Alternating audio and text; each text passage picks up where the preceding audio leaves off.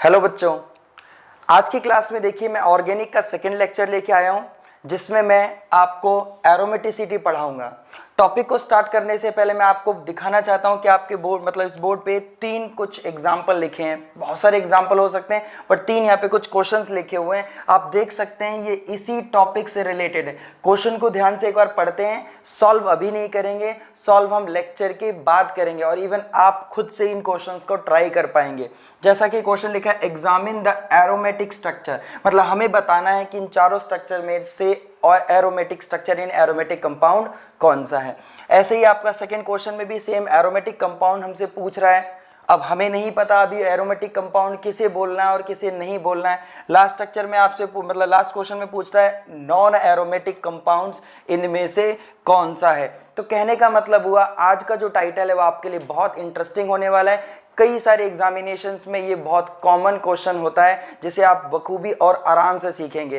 तो आइए स्टार्ट करते हैं हम लोग, मेरे साथ सीखते हैं। मैं सुमित शर्मा आपको सिखाने वाला हूं एरोमेटिसिटी। चलिए तो फटाफट देखिए कि लास्ट लेक्चर में मैंने कहाँ पे एंड अप किया था।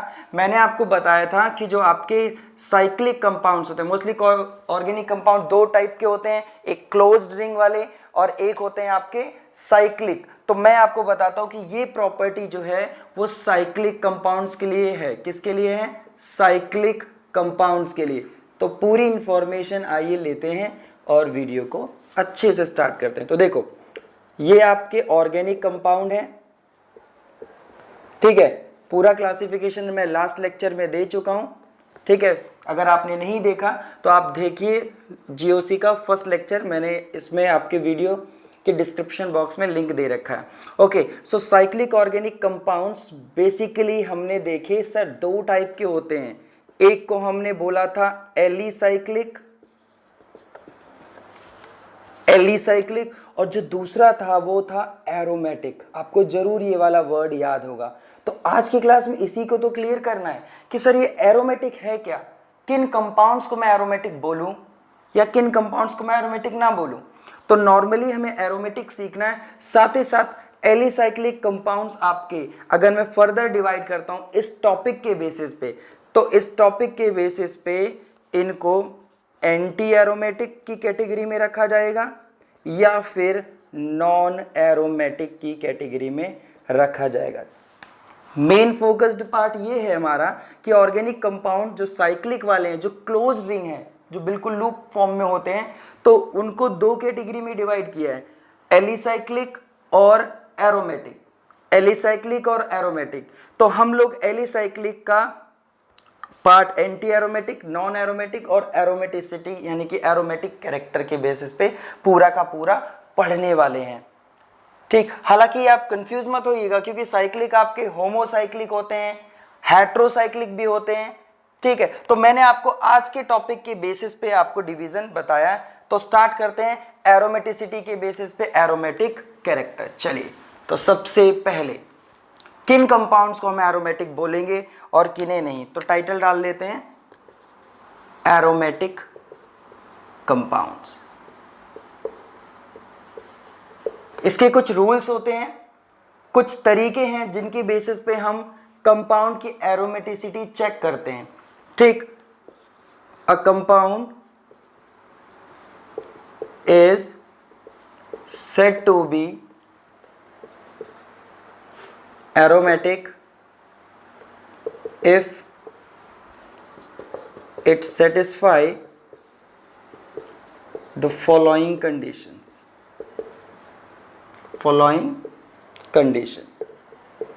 तो यहां पे कुछ कंडीशंस देने वाला हूं मैं। जैसे सबसे पहले the compound should be cyclic.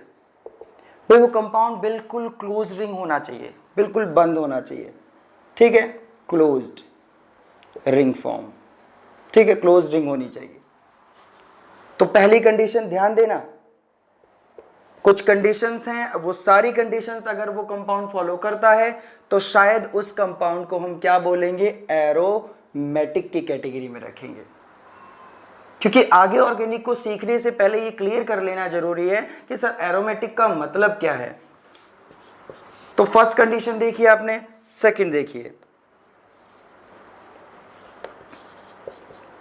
All atoms including in ring should be sp2 hybridized। ये वाली दूसरी कंडीशन है, ध्यान से इसे पढ़िएगा। मान लो कि रिंग में 4 एटम है, 4 या 5 एटम है, वो सभी sp2 हाइब्रिडाइज्ड होने चाहिए। रिंग बनाने वाले एटम्स की बात कर रहे हैं हम लोग, sp2 हाइब्रिडाइज्ड होने चाहिए। या आपको पता है कि जो sp2 हाइब्रिडाइज्ड होते हैं वो प्लेनर स्ट्रक्चर के होते हैं, फ्लैट स्ट्रक्चर के होते हैं। तो मैं यहाँ पे ये लिख सकता हूं, कंपाउंड शुड बी प्लेनर, या प्लेनैरिटी को फॉलो करता हो। तो आप इस तरीके से भी मेंशन कर सकते हैं और ये चीज भी मेंशन कर सकते हैं। मतलब मेन सेकंड कंडीशन क्या रहेगी, प्लेनर होना चाहिए। यानी sp2 हाइब्रिडाइज्ड अगर सारे के सारे एटम हैं, रिंग जो बना रहे हैं, वो इस तरीके से आपको प्लेनैरिटी को फॉलो करवाएंगे। कहने का मतलब हुआ कोई भी कंपाउंड जिसमें आपके सारे एटम sp2 हाइब्रिडाइज्ड होंगे, the structure should be planar. Next one, 2 conditions हो गई। थर्ड कंडीशन देखिए, it exhibit regular delocalization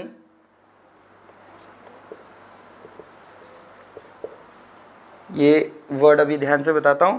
it exhibit regular delocalization of pi electrons in the compound। ठीक है, इसको एक और नाम से जाना जाता है, रेगुलर कॉन्जुगेशन होना जरूरी है। Regular conjugation in the sense complete, पूरे स्ट्रक्चर में पाई इलेक्ट्रॉन्स की मूवमेंट। डीलोकलाइजेशन को मैं यहाँ पे दूसरे वर्ड्स में रिप्रेजेंट कर देता हूं, अगर आप में से कई लोगों को नहीं पता, मूवमेंट। डीलोकलाइजेशन का मतलब मूवमेंट। किसकी मूवमेंट हो रही है, पाई इलेक्ट्रॉन्स की। एग्जाम्पल से देख लीजिए एक बार कि कैसे मूवमेंट की बात कर रहे हैं। देखो होता क्या है, नॉर्मल स्ट्रक्चर आपने सीखा हुआ होगा, बेंजीन देखा जरूर होगा सबने और पढ़ा भी होगा इसके बारे में। बेंजीन की स्ट्रक्चर को हम ऐसे भी दिखा सकते हैं और इस तरीके से भी दिखा सकते हैं।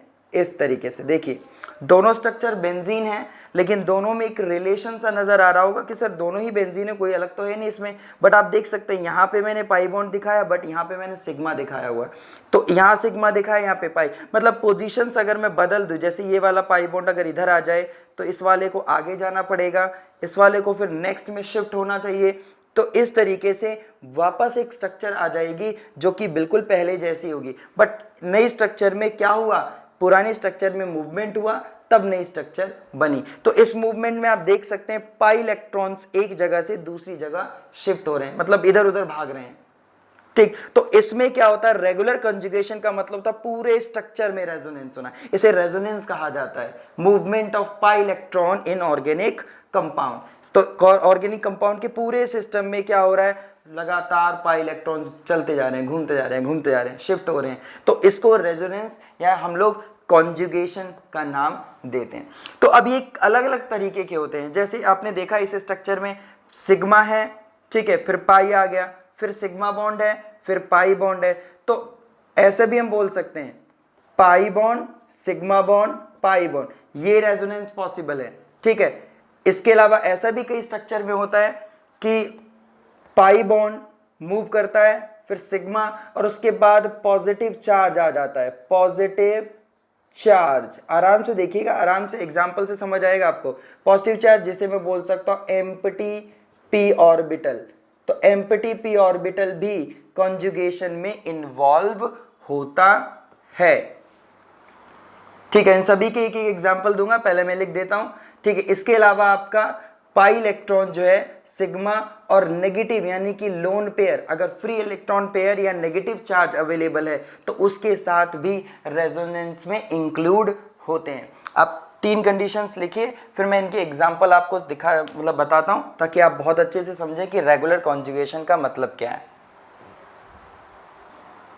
हाँ बच्चों, तो आपने इस चीज़ को नोट कर लिया होगा। अब मैं आपको थर्ड पॉइंट की डिटेल थोड़ी सी दे देता हूँ कि सर हमने ये वाला कॉन्जुगेशन तो देखा, कॉन्जुगेशन जिन लोगों को नहीं आता मैं वापस बता देता हूँ। डीलोकलाइज मतलब मूवमेंट, इलेक्ट्रॉन्स की एक जगह से दूसरी जगह मूवमेंट, किसमें? ऑर्गेनिक सिस्टम में, कंपाउंड में।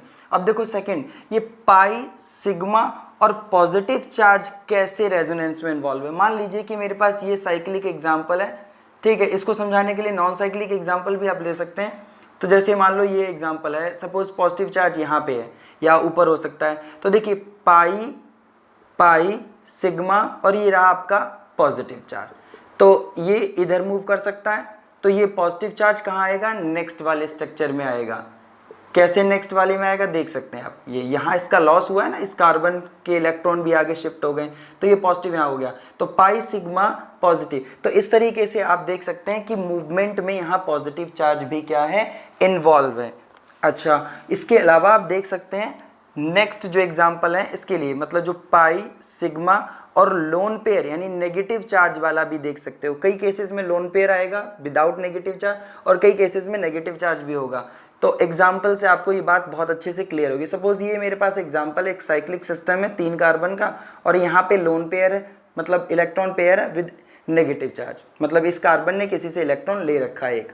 तो अब आप देख सकते हैं पाई, सिग्मा और ये आपका क्या है? Lone pair. तो इस तरीके से अगर मैं इसका नेक्स्ट स्ट्रक्चर लिखूँ तो देखो ऐसे करके लिखा जाएगा। ये देखिए, ये इस तरीके से रेजोनेंस होता है प्रॉपर। मैं रेजोनेंस की अलग से एक वीडियो बनाऊंगा जिसमें आप इजीली ऑब्जर्व कर लेना। अभी इस स्ट्रक्चर को, मतलब यहाँ पे डबल बॉन्ड और ये पाई बॉन्ड, देखिए ये पाई बॉन्ड यहाँ आएगा और ये आपका बेटा, तो देख सकते हैं आप यहाँ पे एक छोटी सी गलती, इसको ठीक करें। ये पाई बॉन्ड जो है डायरेक्ट वहाँ ट्रांसफर होने की बजाय इसको ऐसे दिखाएं इस कार्बन पे, तो ये वाला यहाँ पे आएगा नेगेटिव चार्ज, ठीक है, और इस के बॉन्ड के शिफ्ट होने से यहाँ पे आएगा आपका ये डबल बॉन्ड। देखिए वैसी स्ट्रक्चर पहले जैसी डेवलप होगी। तो ये वाला पाई बॉन्ड इस नेबरिंग कार्बन पे और ये सिग्मा जो आपका लोन पेयर है वो इन दोनों के बीच एक और बॉन्ड बनाएगा। तो इस तरीके से सेम देखो, इसमें क्या हुआ? वही पाई, सिग्मा और क्या हुआ? लोन पेयर रेगुलर डीलोकलाइजेशन में क्या है? इन्वॉल्व हैं। इवन स्ट्रक्चर को आगे बढ़ाया जा सकता है, बट आपको सिर्फ इतना ही समझना है कि ये कंडीशंस अगर सेटिस्फाई हो रही हैं, मतलब रेगुलर रेजोनेंस पूरी स्ट्रक्चर में हो रहा है, तो इसका मतलब उसे एरोमेटिक कंसीडर किया जाएगा। थर्ड कंडीशन थी। अब बात करते हैं फोर्थ कंडीशन की, तो इसे मैं हटा देता हूं। बात करते हैं फोर्थ कंडीशन की। तो फोर्थ कंडीशन कुछ ऐसे है, the compound should follow Huckel's rule. ये एक रूल है भाई जो हकल्स ने दिया है। अब ये हकल्स रूल है क्या? तो ये कहते हैं अकॉर्डिंग टू दिस रूल, यानी कि अगर मैं इस रूल यानी हकल्स के अकॉर्डिंग बताऊं, कंपाउंड शुड कंटेन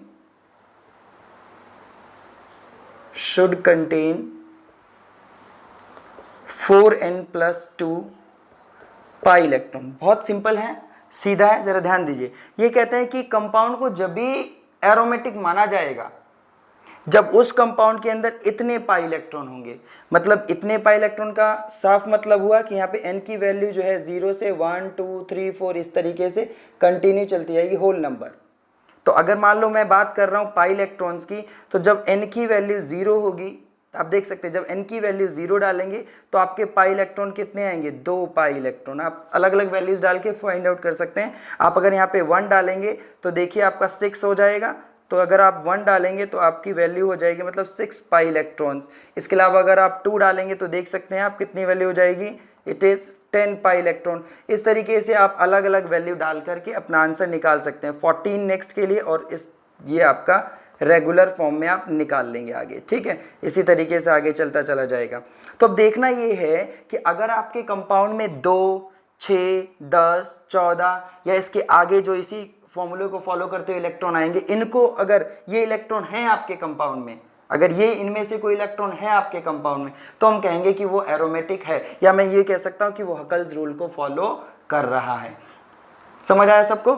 अच्छा, अब एक और चीज़ मैं बता देता हूँ, इसमें बहुत ही अच्छी चीज़ ये दिख रही है आपको कि ये नंबर ऑफ इलेक्ट्रॉन है। अगर दो पाई इलेक्ट्रॉन है जो डीलोकलाइज कर रहे हैं, दो, तो इसका मतलब 1 पेयर ऑफ इलेक्ट्रॉन है।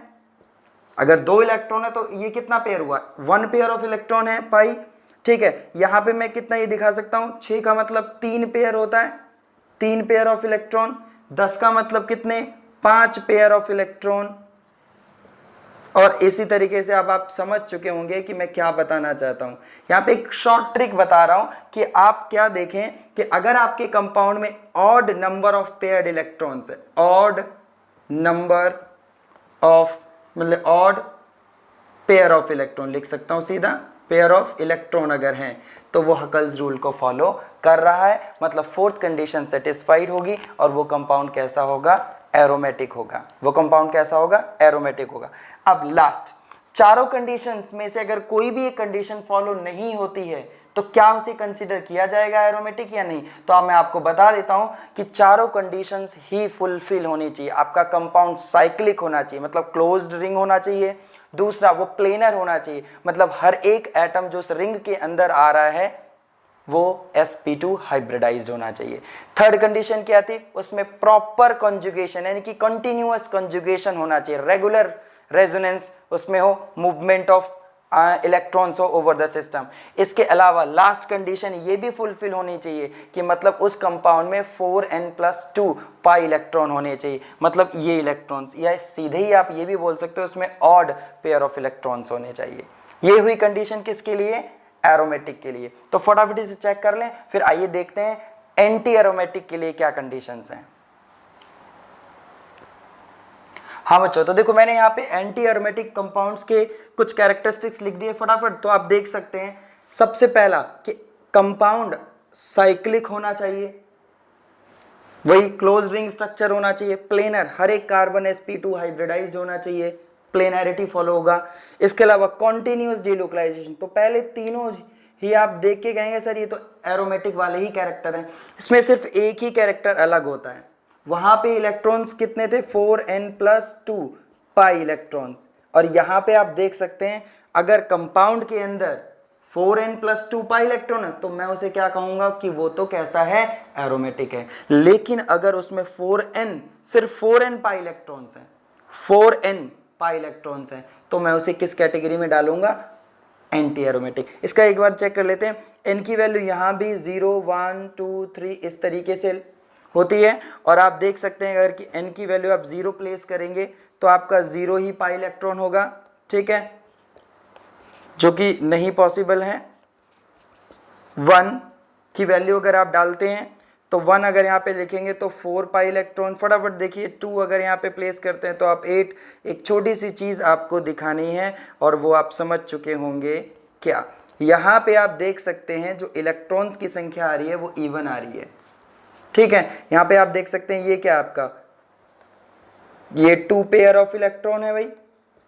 यहाँ पे आप देख सकते हैं इसके लिए 4 पेयर ऑफ इलेक्ट्रॉन, ये वाला आप देख सकते हैं 6 पेयर ऑफ इलेक्ट्रॉन। तो यहाँ से क्या आपने कंक्लूजन निकाला कि अगर आपके कंपाउंड के अंदर even number of pi electrons हैं, even pair of pi electrons हैं, अगर even pair of pi electrons हैं तो उस कंपाउंड को मैं इस कैटेगरी में डालूंगा।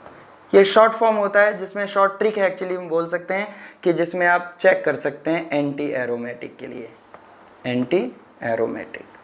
देख लीजिए ध्यान से। अब लास्ट एक कैटेगरी बची हुई है क्या? Non aromatic. तो फटाफट पहले आप इसे देख लीजिए, जल्दी से एक बार चेक कर लें।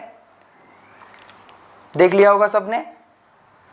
ठीक, देख लिया होगा तो फटाफट देखिए सर ये वाली कौन सी कैटेगरी, इसमें कौन से कंपाउंड आते हैं। तो मैं आपको क्लियर कर दूं कि जो कंपाउंड्स एरोमेटिक नहीं है, जो कंपाउंड्स एंटी एरोमेटिक भी नहीं है, मतलब भाई ऐसा हुआ ना कि टोटल ऑर्गेनिक कंपाउंड्स हैं, उन टोटल ऑर्गेनिक कंपाउंड्स में आप एरोमेटिक हटा दो क्योंकि उनके कैरेक्टरिस्टिक्स हमें पता लग गए, साथ ही साथ आप उसमें एंटी एरोमेटिक भी हटा दो, तो बचे हुए कंपाउंड्स हैं वो आपके इस कैटेगरी में आते हैं, रेस्ट ऑर्गेनिक कंपाउंड। वो साइक्लिक हो सकते हैं, वो नॉन साइक्लिक हो सकते हैं, वो किसी भी पैटर्न के हों, कोई भी ऑर्गेनिक कंपाउंड जो एरोमेटिक और एंटी एरोमेटिक की कैरेक्टरिस्टिक को फॉलो ना करता हो वो आप किस में डालेंगे, सॉरी, नॉन एरोमेटिक कंपाउंड्स में। तो अब हमने कैरेक्टरिस्टिक्स तो सीख लिए, तो एग्जाम्पल से क्लियर कर लेते हैं कि सर कैसे हम फाइंड आउट करेंगे। तो इन सबको अप्लाई कर लेते हैं, फटाफट एग्जाम्पल देखिए। हाँ बच्चों, तो देखो हमारे सामने कुछ एग्जाम्पल्स लिखे हुए हैं, फटाफट इन एग्जाम्पल्स को करते हैं सबसे पहले और समझते हैं कि कब एरोमेटिक, मतलब किसको एरोमेटिक कहा जाएगा, किसको एंटी एरोमेटिक और कौन सा नॉन एरोमेटिक है। तो देखो सबसे पहला एग्जाम्पल, इधर ध्यान दीजिए। सबसे पहले एग्जाम्पल में देखिए तो पहली कंडीशन साइक्लिक, तो साइक्लिक है, मैं पूरा ना लिखने की बजाय मैं इसको शॉर्ट फॉर्म में लिख दूंगा। तो फर्स्ट कंडीशन क्या है, साइक्लिक है। अब दूसरा देखिए, सभी कार्बन जो है डबल बॉन्ड से जुड़े हुए हैं। आपको पता है sp2 हाइब्रिडाइज्ड की कंडीशन कार्बन वाइज तो ऐसे भी देखी जा सकती है ना। तो सभी कार्बन क्या है, sp2 हाइब्रिडाइज्ड, मतलब प्लेनरिटी को फॉलो कर रहा है, साइक्लिक है, प्लेनर है। अगली बात, अगला कॉन्जुगेशन, ये पाई बॉन्ड अगर इधर इस साइड शिफ्ट होगा तो ये वाला पाई बॉन्ड उधर जाएगा, पूरे में रेजोनेंस हो सकता है। इन शॉर्ट जो आपको बताया वो मैं बता देता हूं, पाई सिग्मा। तो देख सकते हैं आपका पाई सिग्मा पाई, इसमें रेजोनेंस यानी कि कॉन्जुगेशन पॉसिबल है। तो बिल्कुल ठीक है, कॉन्जुगेशन पॉसिबल है, मतलब मूवमेंट ऑफ इलेक्ट्रॉन पूरे के पूरे सिस्टम में होगी। अब लास्ट बात देखते हैं ये हकल्स रूल फॉलो कर रहा है या नहीं। तो इसके अंदर पाई इलेक्ट्रॉन कितने, पाई इलेक्ट्रॉन 1 2 3 4, हर एक बॉन्ड में 2 इलेक्ट्रॉन होते हैं ना, तो 4 पाई इलेक्ट्रॉन है इसमें, या यूं कहो आप इसमें इवन पेयर ऑफ इलेक्ट्रॉन है। इसमें क्या है, इवन पेयर ऑफ इलेक्ट्रॉन। अब देखिए आप इवन पेयर ऑफ इलेक्ट्रॉन किस में थे, एरोमेटिक में या एंटी एरोमेटिक में। तो बिल्कुल ठीक है, इवन पेयर ऑफ इलेक्ट्रॉन जो थे वो आपके एंटी एरोमेटिक में थे, एंटी एरोमेटिक। एक बार आराम से चेक कर लो ध्यान से, इवन पेयर ऑफ इलेक्ट्रॉन, ठीक है। या यूं भी लिख सकते हो, it follows 4n pi electron. तो इस तरीके से है, जरा चेक करो आराम से। ठीक, सबने चेक कर लिया बहुत आराम से, बहुत अच्छे से। अगर चेक कर लिया तो सेकेंड एग्जांपल करिए फटाफट। देखिए सेकेंड एग्जांपल, साइक्लिक है, हर एक कार्बन देख लीजिए प्लेनर है, मतलब sp2 हाइब्रिडाइज। तो देखिए sp2, लेकिन ये वाला कार्बन ये आप देख सकते हैं सिंगली बॉन्डेड है, ना तो पॉजिटिव चार्ज है और ना ही इसमें नेगेटिव चार्ज है। अगर पॉजिटिव या नेगेटिव चार्ज होता तो ये sp2 हाइब्रिडाइज होता, लेकिन ये आपका sp2 हाइब्रिडाइज नहीं है। ये आपको पता है कौन सा, sp3, क्योंकि इसके साथ 2 हाइड्रोजन लगे होंगे जो आपको बॉन्ड लाइन स्ट्रक्चर में नहीं दिखाए जाते। तो इसका मतलब हुआ कि ये कैसा हुआ, नॉन प्लेनर हुआ, मतलब ये सेकेंड कंडीशन को फॉलो नहीं कर रहा। बाकी आप थर्ड और फोर्थ चेक कर सकते हैं। थर्ड कंडीशन देखो, रेगुलर कंजुगेशन पॉसिबल नहीं है। क्यों, क्योंकि पाई सिग्मा और सिग्मा, अब देख सकते हैं ना, पाई के बाद सिग्मा, ठीक है, सिग्मा के बाद पाई, ठीक है, फिर पाई के बाद सिग्मा और फिर से सिग्मा है। तो इसमें सेकेंड यानी थर्ड कंडीशन सॉरी वो भी फॉलो नहीं हो रही है, ठीक। तो यहाँ पे रेगुलर कंजुगेशन नहीं हो रहा, यहाँ लिख सकते कॉन्जुगेशन नहीं है, ठीक है, कॉन्जुगेशन नहीं हो रहा।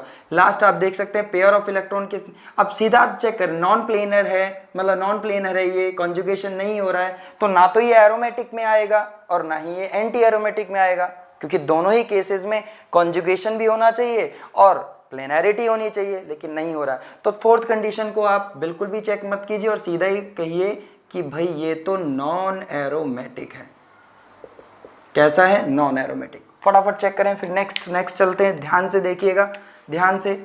नेक्स्ट थर्ड वन देखो, बेंजीन है, आपको पता है ये तो एरोमेटिक में ही आता है, स्पेशली बेंजीन के ही बेसिस पे हम एरोमेटिक कैरेक्टर पढ़ लेते हैं समझने के लिए। तो फॉलो करते हैं सभी कंडीशंस के लिए कैसी हैं।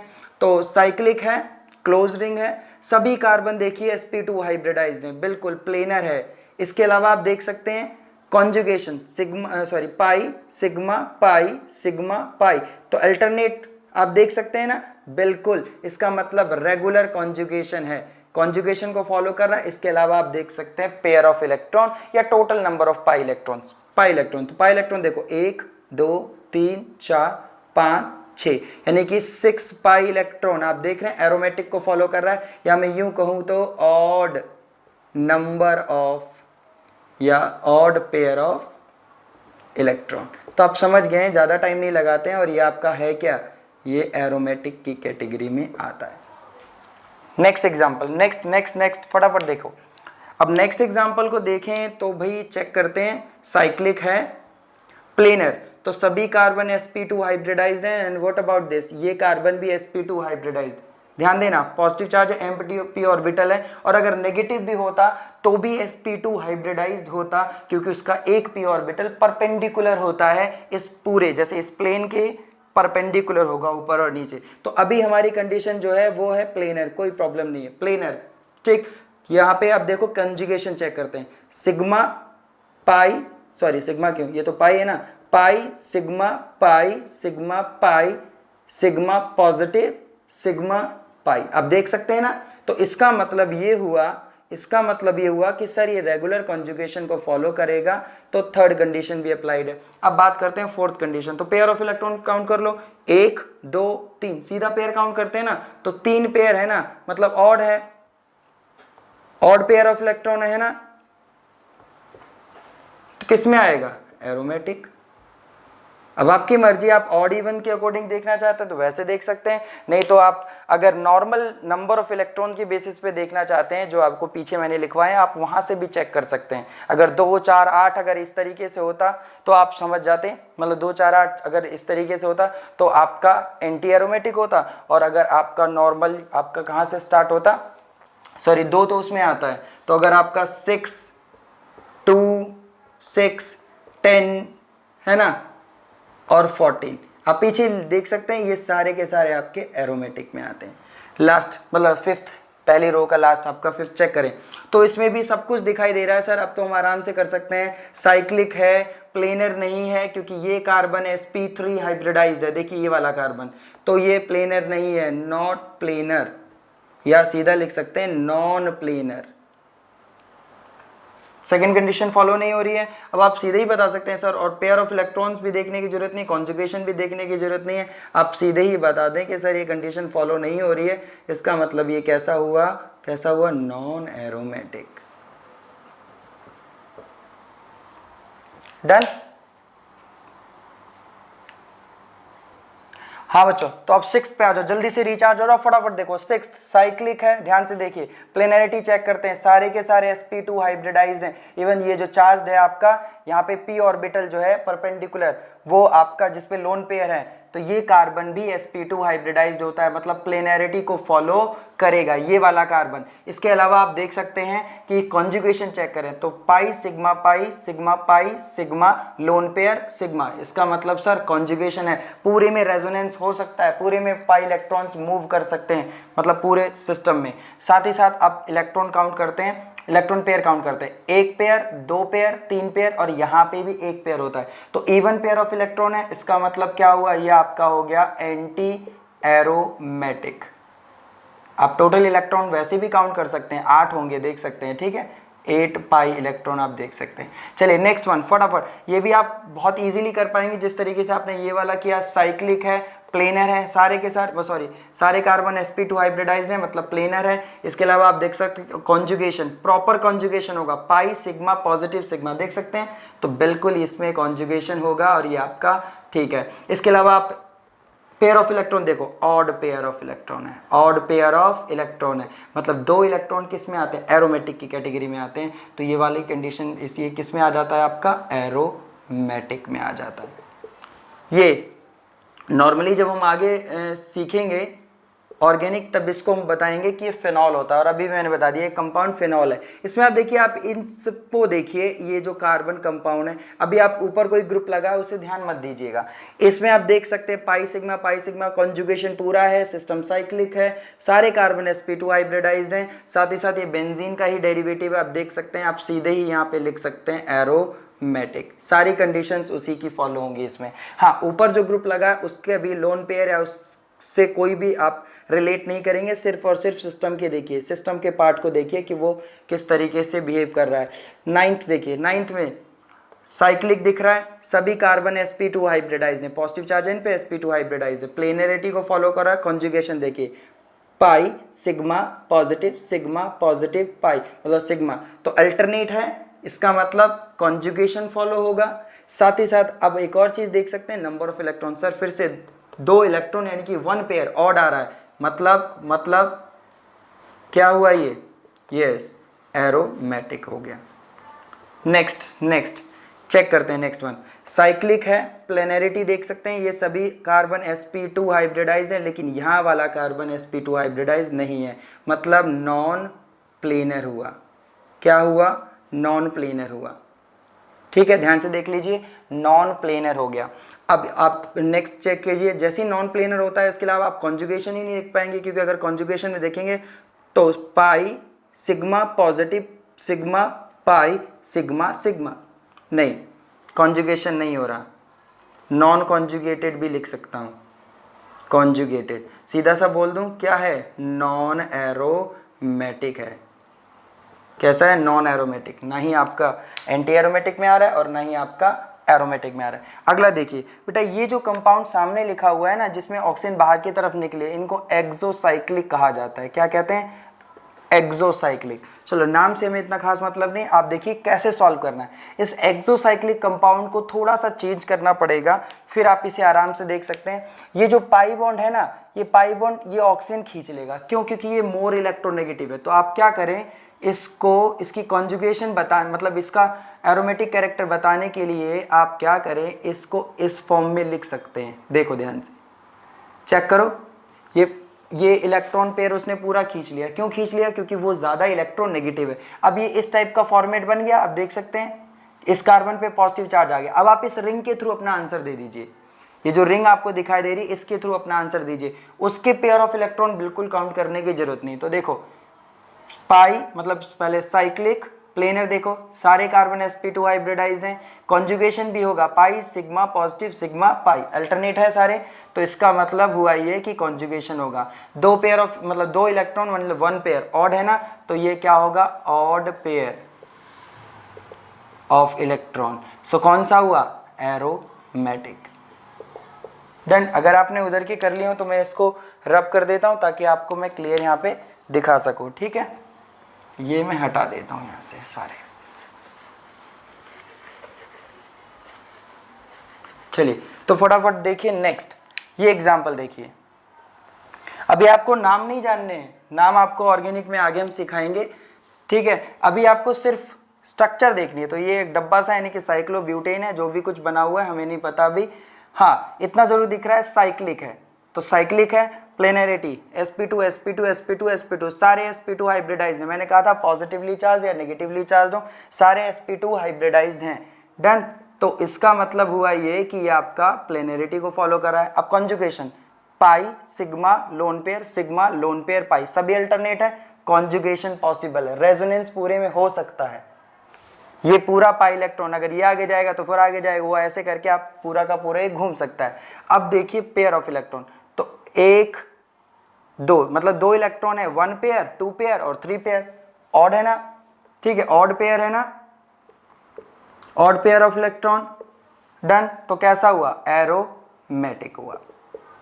ये आप सीधा देख ले, 1 2 3 4 5 6 इलेक्ट्रॉन एरोमेटिक में आते हैं।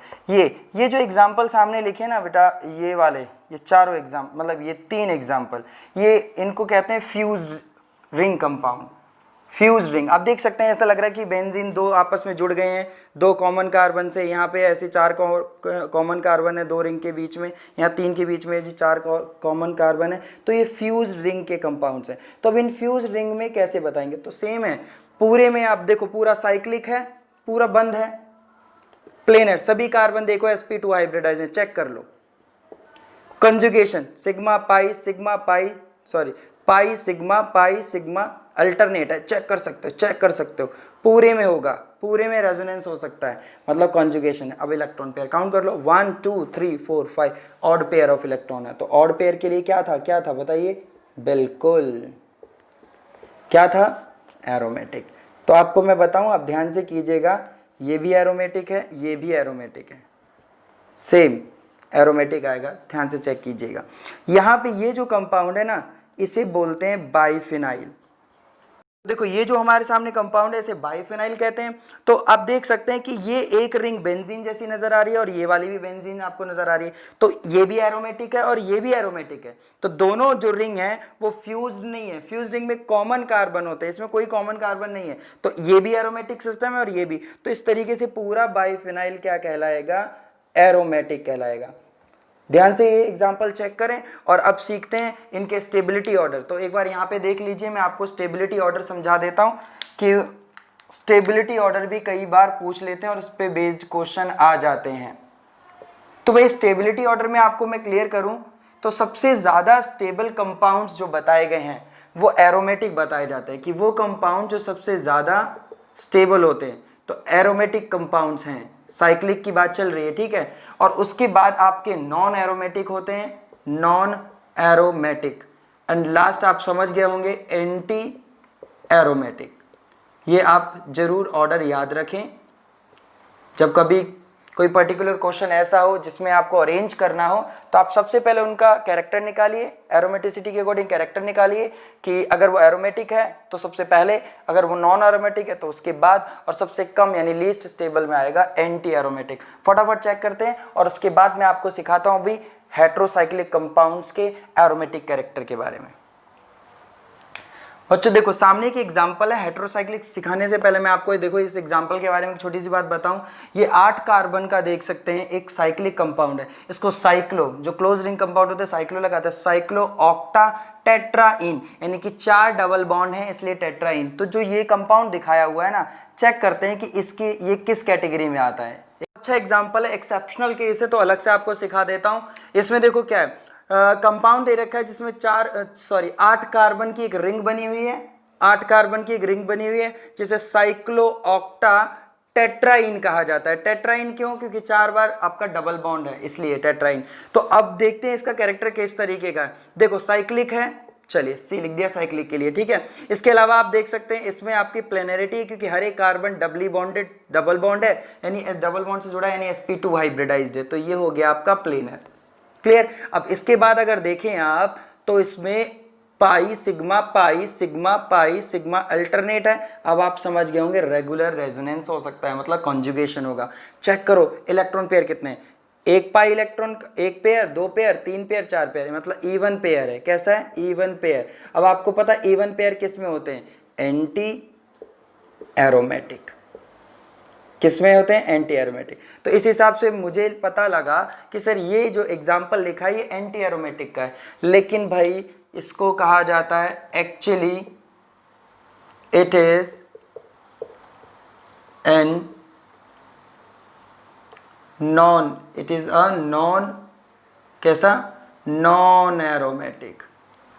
भाई ये तो बहुत अलग बात हो गई, ये नॉन एरोमेटिक कैसे? क्योंकि भाई सभी रूल्स के अकॉर्डिंग तो एंटी एरोमेटिक पड़ रहा है। तो मैं आपको बता दूं कि ये कंपाउंड जो है it is non planar. Non planar कैसे?